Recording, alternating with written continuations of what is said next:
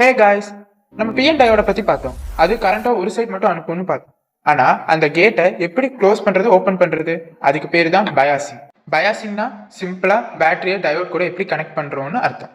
அதுல ரெண்டு main types இருக்கு. Number 1 forward bias, the green light. டயோடோட பாசிட்டிவ் ஆனோடுக்கு பேட்டரியோட பாசிட்டிவா கொடுக்கும்.